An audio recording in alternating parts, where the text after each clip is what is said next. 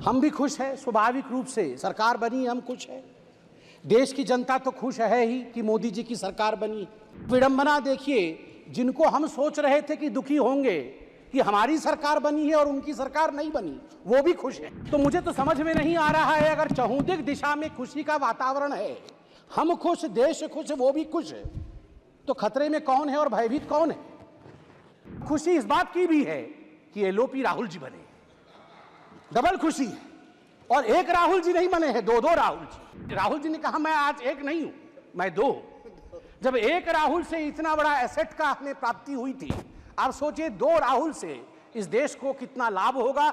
मुझे लगता है कि हमें भी ईश्वर से और आज शिव जी से प्रार्थना करनी चाहिए कि अगर राहुल जी प्रसन्न है, विपक्ष में रह के प्रसन्न है, तो उनकी प्रसन्नता अनंत काल तक बरकरार रहे। सभापति महोदय, तीसरी बार मोदी जी की सरकार बनी है और हर जगह खुशी का माहौल है। हम भी खुश हैं, स्वाभाविक रूप से सरकार बनी, हम खुश हैं। देश की जनता तो खुश है ही कि मोदी जी की सरकार बनी। और विडंबना देखिए, जिनको हम सोच रहे थे कि दुखी होंगे कि हमारी सरकार बनी है और उनकी सरकार नहीं बनी, वो भी खुश है।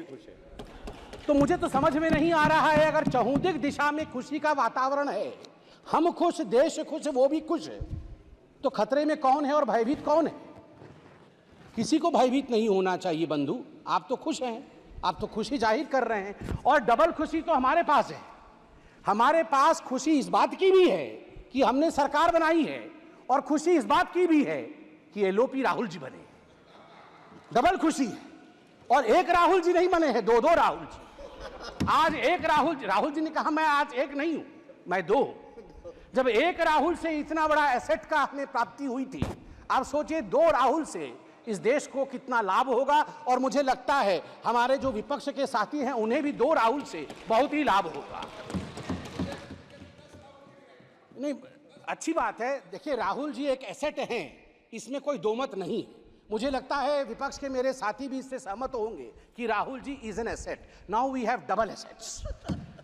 बंधुगण, मुझे कष्ट इस बात का होता है, मित्रों, मुझे कष्ट इस बात की होती है कि ये दुखी इस विषय से नहीं है, ये दुखी इस विषय से नहीं है कि सरकार उनकी नहीं बनी। बिकॉज आज राहुल जी ने कहा है कि मैं खुश हूं, we are happy and we are contented, हमें खुशी है कि हम अपोजिशन में है। वो दुखी इस बात से नहीं है कि सरकार उनकी नहीं बनी, वो दुखी इस बात से है कि ये डूब क्यों नहीं रहे हैं, इनका 400 पार क्यों नहीं हुआ है।